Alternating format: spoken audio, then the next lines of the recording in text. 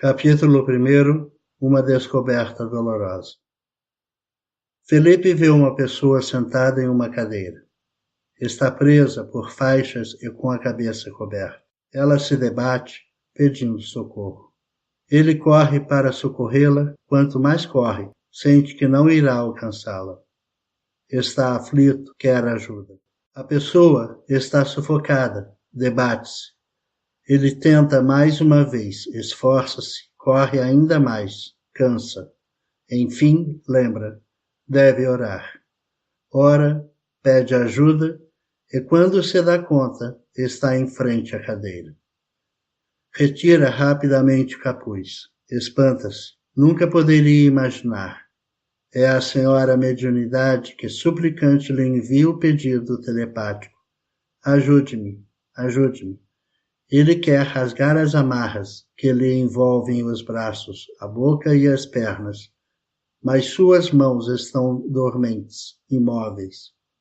Ela endereça a Felipe um olhar piedoso, mais uma vez lhe transmite o pensamento: socorre-me, deixe-me falar, estou sufocada. Ao olhá-la atentamente, ele lê frases que estão escritas nos trapos que a prendem. Doutrina espírita. Autoridade, seriedade, respeito, estudo. Felipe tenta com todas as forças erguer os braços para soltá-la, mas seus braços estão dormentes.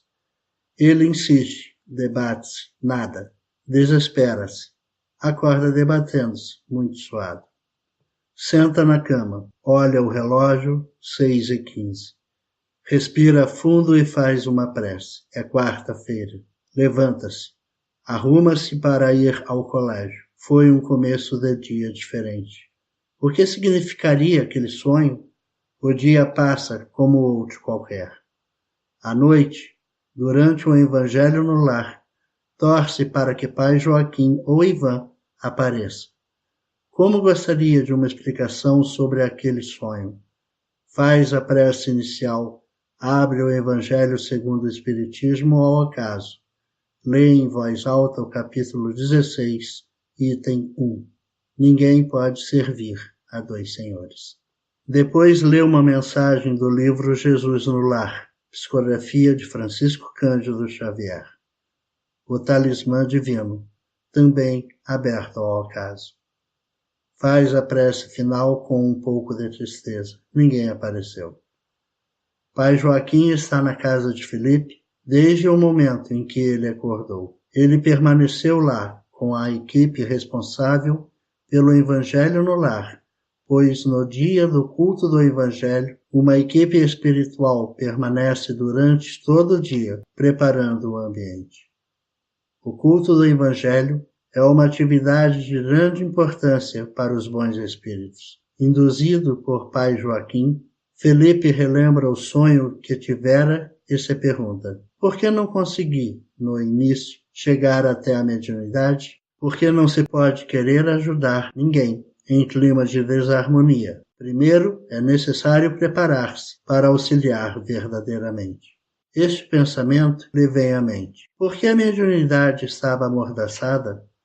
E por que aquelas palavras escritas de forma errada? Doutrina espírita, seriedade, respeito, estudo. O que tudo isso significa? Porque essas palavras escritas erradas estavam amordaçando a mediunidade? Perguntas. Subitamente vem a resposta. A mediunidade está amordaçada não pela doutrina espírita, nem pela autoridade moral, nem pela seriedade verdadeira, nem pelo respeito e muito menos pelo estudo, pois eles auxiliam a mediunidade.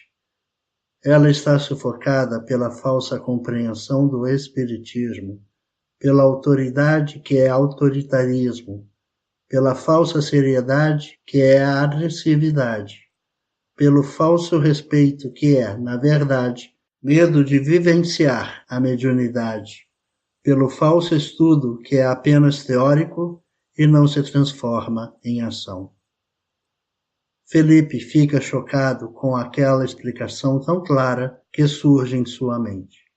Estaria sendo inspirado? Se pai Joaquim está ali, por que não aparece? Pensa. Felipe ainda não entende que a mediunidade acontece segundo a necessidade e não segundo os nossos desejos. Felipe lembra a parte final do sonho. Por que seus braços ficaram dormentes? Parecia tão fácil desamarrar a mediunidade, mas os braços não se moviam. Por quê? Pai Joaquim projeta na mente de Felipe a resposta, mas ele não capta. Pai Joaquim tenta projetar imagens da vidência de Felipe. E, em vão, Felipe está muito agitado com as explicações recebidas e não consegue mais captar as vibrações de Pai Joaquim. O guia espiritual o abraça com carinho e diz, sem a pretensão de ser ouvido, descansa, filho. Mais tarde estaremos juntos e continuaremos nosso diálogo. Felipe se deita ao se desdobrar. Encontra com seu guia. Lembra a frustração de não tê-lo visto no Evangelho. Pensa em reclamar. Pai Joaquim olha-o com seriedade, pois vê seus pensamentos e diz, filho, não é o capricho que tem que ser atendido, mas a necessidade real da tua evolução. Lembra-te da mensagem de teu Evangelho no lar? Sim, diz Felipe, desconcertado, e fala. Ninguém pode servir a dois senhores. Observa, filho, não pode servir a Deus e aos teus caprichos. Entende? Sim, diz Felipe, baixando a cabeça. Agora pergunte o que desejas, fala pai Joaquim com voz amena.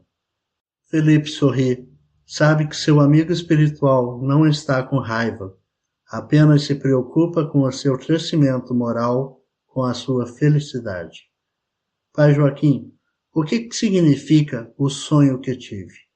E quando ia narrar o sonho, seu amigo espiritual interrompe sorrindo e diz, conta-me a parte que não entendeste, porque boa parte já te expliquei. Felipe se dá conta da origem de suas intuições e acha graça dele mesmo, que pensou estar sozinho durante o Evangelho. A mediunidade está realmente amordaçada? Começa Felipe. Sim, meu filho, infelizmente. As maiores belezas do mundo só existem por causa dela e aqueles que deveriam honrá-la estão amordaçando-a. Quem, pai Joaquim? Quem faria isso? Indaga Felipe sem entender. Aqueles que mais a conhecem. Por isso, a prisão é tão tirânica. Eles sabem como expandi-la e sabem como amordaçá-la, responde pai Joaquim com tristeza. Felipe sente a tristeza do amigo que tanto ama e pergunta, mas por que eu não tive condições de libertá-la? Parecia tão fácil. Sim, na verdade é muito fácil. Por que você não a libertou? Devolve a pergunta a Felipe. Não sei, meus braços não se moviam. O que os tornou imóveis, apáticos? Insiste pai Joaquim. O medo, diz Felipe impressionado com a própria resposta. É isso, meu filho. Nós, os espíritos desencarnados, não podemos sozinhos libertar a mediunidade. Vocês, encarnados, quando entendem que ela está aprisionada, têm medo de agir. Recuam ante a tarefa de libertá-la. Seria tão fácil se vocês, de fato, quisessem, fala pai Joaquim com voz triste. Felipe, que nunca tinha visto o amigo daquele jeito, pergunta preocupado, mas isso é tão grave assim? É muito mais do que você pode imaginar. Sem mediunidade, não haverá convicção da imortalidade, nem compreensão profunda da vida verdadeira, nem fé raciocinada, nem abnegação. O movimento espírita, que deve ser fonte poderosa de espiritualização, materializa-se, discute-se, e muito, regras formais e cargos de destaque. Adoram-se palestrantes e médiuns que gostam de se exibir. Poucos pesquisam com seriedade e vivem com abnegação. Muitos investem na bajulação. É o caminho da porta larga, é querer servir a dois senhores. Felipe está estarrecido. Balbucia mais uma pergunta. O que eu poderia fazer? Muito, meu filho, muito. Queremos que os jovens deem o exemplo cristão ao movimento, sem acusações, mas convivência e compreensão. Produziremos muito pela mediunidade dos jovens sinceros e dedicados. Assim, aqueles que amarram a mediunidade, por mais que queiram, não poderão mantê-la sufocada. Bem à mente de Felipe, os diálogos que teve com aquela senhora simpática e alegre, em contraste com a lembrança de seu olhar e de tristeza.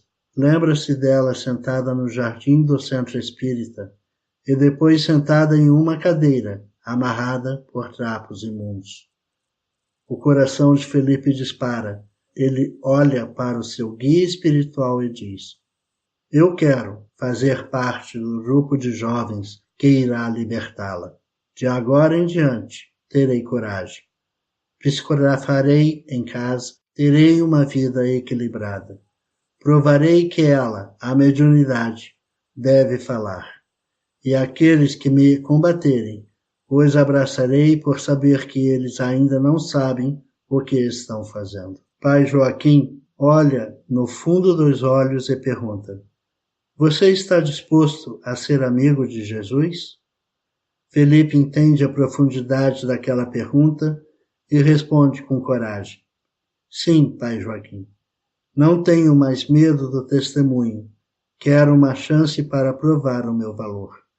Pai Joaquim abraça-o emocionado. Após alguns instantes, chega Ivan, que logo percebe as boas energias em que Felipe está envolto. Olha para pai Joaquim, comunicam-se telepaticamente. Ivan sorri. Olha para Felipe e diz: vamos, podemos fazer uma visita antes de ir ao colégio. Estamos com tempo. Pai Joaquim abraça Felipe mais uma vez. Despedem-se. Ivan leva Felipe à casa de um conhecido espírita recém-desencarnado para conversar. Ao vê-lo, Felipe se assusta e, sem querer, diz: o senhor é muito famoso. Eu não posso estar aqui, ele responde. Entra e senta, meu amigo de mediunidade. Soube que você aceitou a tarefa, não é verdade? Diz olhando para Felipe e para Ivan. Como o senhor sabe? Pergunta Felipe surpreso. Ora, se você não tivesse aceito, não estaria aqui. Diz bem-humorado, o que provoca uma gargalhada de Ivan e de Felipe. É verdade, reconhece Felipe. O médium continua. Esse negócio de fama e adoração é uma praga, meu filho. Fuja disso como o diabo foge da cruz. Fala sorrindo. Quem adora médium é quase sempre quem tem compromisso com a mediunidade e quer, inconscientemente, transferir para você. É preguiça ou covardia pura. Se você aceita o elogio, acaba ficando com um vínculo fluídico que vai lhe perturbar. Muitos, literalmente, jogavam os espíritos que eles tinham que ajudar para mim. Tinha até quem quisesse que eu ficasse também, com o guia espiritual e tudo. Eu não tinha tempo para os meus, concluiu, rindo. Felipe não sabe se fica mais assustado com a orientação que recebia ou com a naturalidade e a descontração do famoso médium. Vendo que Felipe está sem palavras, continua. Se eu fosse você, começava cedo na tarefa. Senão depois é um Deus nos acuda. O tempo da encarnação vai acabando e quase sempre não dá tempo. Depois é só lamento. O que muitos dos nossos amigos mais lamentam é o tempo perdido. Você ainda não perdeu muito, não é? Felipe se dá conta que já deveria ter iniciado sua tarefa mediúnica, mas que vinha adiando, sempre com boas e belas desculpas. Mas como usar suas desculpas para aquele médium que começou a trabalhar ainda criança e não tinha tempo nem de dormir? Resolve fazer uma pergunta. E como o senhor lidou com o medo? O médium o olha com carinho e diz: O Senhor está no céu, não é? E aqui é só a minha casa.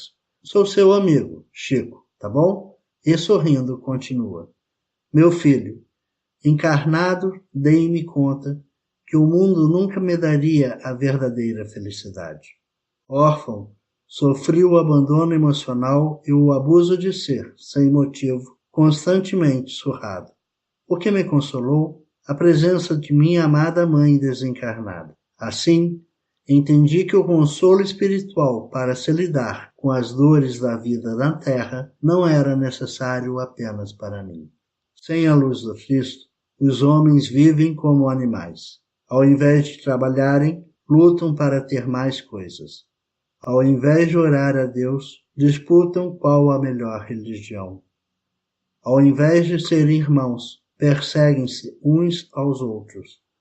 Apenas a luz do Cristo e de nossos anjos guardiões podem nos animar e nos apontar o caminho da verdadeira paz. Não saberia dizer o que seria de mim sem a mediunidade.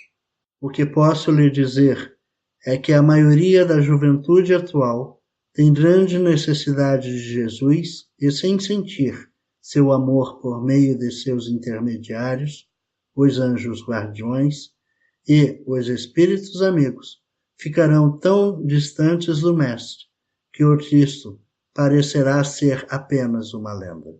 Meu filho, precisamos com urgência da luz do Cristo para não perecermos em nome de uma cultura que promete trazer felicidade, mas, na verdade, nos conduz ao abismo de sofrimentos muito longos. A juventude do mundo deve ser verdadeiramente cristã ou será a mais infeliz de todos os tempos, explica carinhosamente o amigo.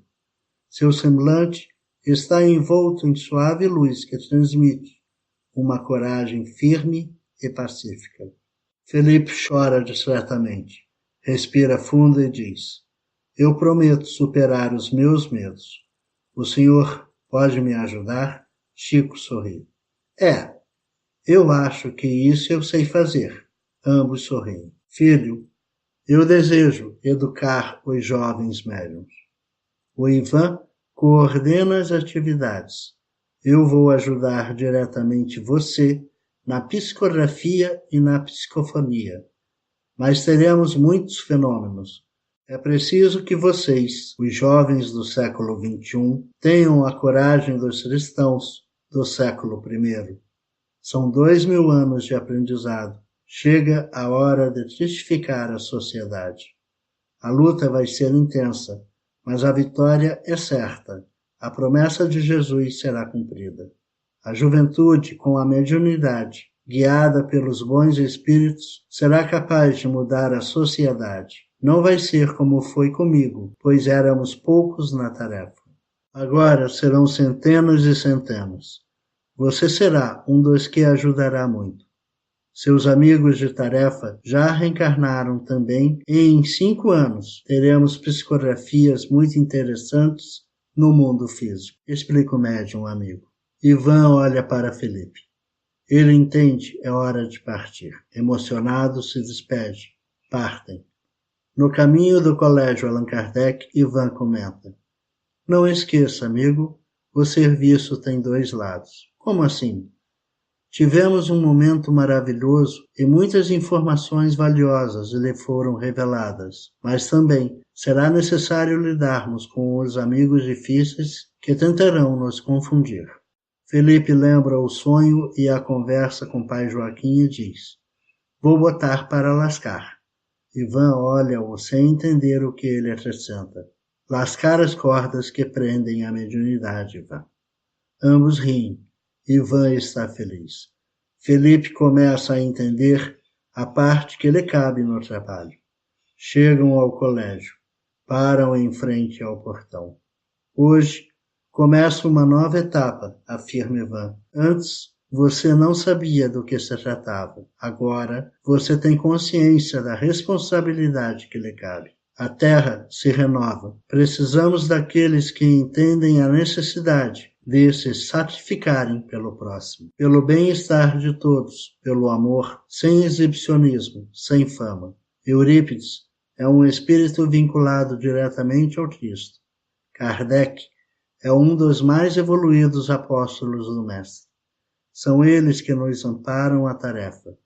Nada de leviandade no mundo, nada de aventuras doentes.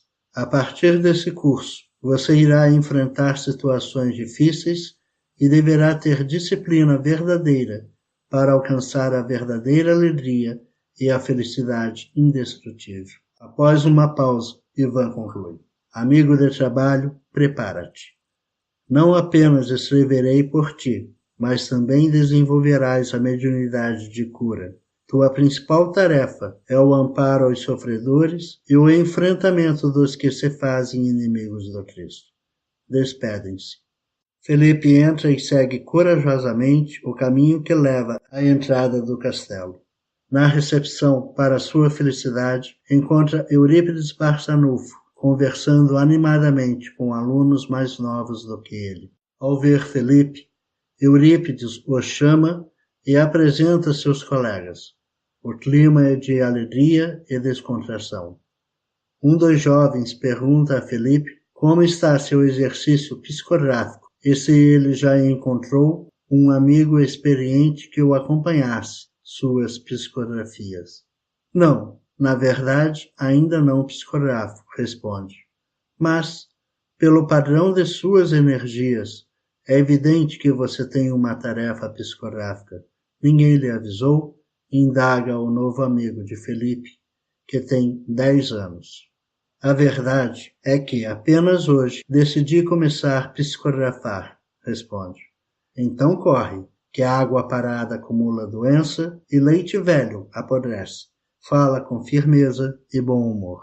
Quem seria aquele menino? Pensa Felipe. Gabriel Delanne, responde e acrescenta. Já aprendi a ler pensamentos. Fala e todos riem, inclusive o professor. Prazer, sou Felipe, responde alegre. O clima é de integração e harmonia. Eurípides se despede e carinhosamente avisa. Hora de escolher o próximo curso. Sala 24. Desta vez, não será necessário instrutor. Após escolher o curso, depois devem se dirigir à sala indicada. Todos se despedem. Ao chegar à sala, Felipe encontra Abelardo e Alessandra. Cumprimentam-se rapidamente e vão procurar lugar. São mais de 1.200 estudantes, todos em silêncio. No momento do início, cada um faz sua prece silenciosamente. O ambiente é de paz. Todos se sentem leves, tranquilos. O silêncio transmite paz. Após alguns instantes, ele vê uma cena de beleza incomparável. É o momento em que o Cristo convoca Pedro e André para fazer parte do grupo dos apóstolos. Afirma o Cristo: hoje sois pescadores, farei de vocês pescadores de almas. Sua voz é límpida, suave e firme. Como poderia estar vendo aquilo? Pergunta-se Felipe. Em seguida, ouve uma voz familiar. Deus é misericórdia. É a voz de Ivan transmitida telepaticamente. Pouco a pouco a imagem se desfaz. Felipe abre os olhos, respira fundo, abre uma tela à sua frente. É hora de escolher o próximo curso. Boa sorte, meu amigo, diz Ivan. A lista é enorme. Ao invés de ler todos os títulos, o que acabaria confundindo, Felipe resolve meditar sobre o que seria mais importante entender para desenvolver sua atividade psicográfica. Indaga a si mesmo: por que ainda não comecei? Medo é a resposta. Medo de quê? Pergunta-se. Medo de ser criticado. Por quem? Pelos espíritas. Principalmente pelos que dizem conhecer o Espiritismo. Sim, é verdade, pensa Felipe. Adiei minha tarefa por medo de ser criticado. O que fazer para superar o medo da crítica? Entender aqueles que criticam, compreender-lhes as limitações e os medos. É isso. Estudarei para entender os atuais líderes espíritas. Felipe Abre os olhos e está radiante. Que método fascinante de tomar decisões, pensa. Ivan concorda, pois apesar de estar em outro planeta, foi capaz de se comunicar com Felipe, ajudando-o a ver as respostas que estavam em seu coração. As respostas sempre estão dentro de nós, pois espíritos elevados nos ajudam a vê-las. Curso escolhido. Felipe, Psicologia dos Líderes Espíritas. Abelardo, a terapêutica de vidas passadas, aprendendo a amar o passado. Alessandra, técnicas psicográficas, a captação do pensamento e sua tradução em palavras. Desta vez, irei para uma turma sem conhecidos, pensa Felipe. Você abrirá o caminho para os outros. A terapia de vidas passadas, bem como a psicografia, entendida em profundidade, são temidas pelos atuais dirigentes espíritas. Vocês continuam juntos na mesma tarefa, espiritualizar-se e espiritualizar a Terra, explica Ivan. Felipe sorri feliz ao entender que todos estão ligados na obra do bem e, no momento certo, atuarão juntos. Hora de intervalo. Todos se reúnem no grande jardim do castelo de Eurípides. Em meio a todos, Felipe vê Gabriel e aproxima-se. Ele o cumprimenta. Parabéns pela escolha. Estaremos juntos no próximo curso, comenta Gabriel. Que bom. Gostaria de conhecer melhor sua história. É verdade que você foi um dos continuadores de Kardec? Sim. Meu pai se tornou espírita no tempo de Kardec e desde criança conheci o espiritismo teórico e prático, como chamávamos na época. O que era chamado de espiritismo prático? Indaga Felipe. Mediunidade, experiências mediúnicas. Você precisaria ver como Kardec era sério e lúcido a reunião mediúnica. Permitia a participação nas reuniões apenas de pessoas com interesses sinceros, inclusive adolescentes e crianças. Foi o meu caso, diz Feliz. Você participou de reuniões com Kardec, ainda adolescente? Indaga Felipe sem acreditar. Sim, na minha casa, mas não fui o único. Na verdade, acho que o codificador preferia trabalhar com os jovens. A seriedade dele é verdadeira, por isso, ele sempre foi muito alegre e descontraído. O comportamento de Kardec sempre gerava um ambiente elevado. Além do mais, frequentemente, os jovens de mente educada conseguem excelentes comunicações sem cair em tantos preconceitos. Se isso é verdade, então o movimento espírita atual está indo na contramão, diz Felipe. Na contramão e vai bater, completa Delane com bom humor. Ambos riem e Gabriel completa com mais seriedade. Por isso, farei o curso sobre a psicologia dos dirigentes espíritas. É preciso conhecer a história espiritual deles, saber por quê interpretam a doutrina espírita e a mediunidade de forma tão diferente de Kardec. Apenas com a compreensão do passado espiritual dos atuais dirigentes é que poderemos ajudá-los. Muitos são companheiros valorosos, mas são movidos pelo medo e pelas ilusões do mundo. Já vi que me meti em um assunto complicado, fala Felipe. É verdade. Além deste módulo, terá mais 2. Aconselho você a fazer, explica Gabriel. Por quê? Indaga Felipe curioso. Ora, primeiro, por causa de sua missão. E segundo, pergunta Felipe curioso. É sempre bom trabalhar com gente preparada, fala Gabriel sorrindo e o abraça. Felipe acorda com essa lembrança e com muita motivação. Vai psicografar. Que dirão os amigos? Quem o orientará? Como começar? São questões complicadas. Ele tem certeza que, com a ajuda dos amigos espirituais, encontrará uma solução. É quinta-feira. Ele se dá conta que está indo para o Colégio Allan Kardec durante a semana e não apenas no sábado. Arruma-se e vai pensando no caminho da escola, como e quando psicografar. Por que no mundo, tão frequentemente, a influência dos maus sobrepuja a dos bons? Por fraqueza destes. Os maus são intrigantes e audaciosos. Os bons são tímidos. Quando estes o quiserem, preponderarão.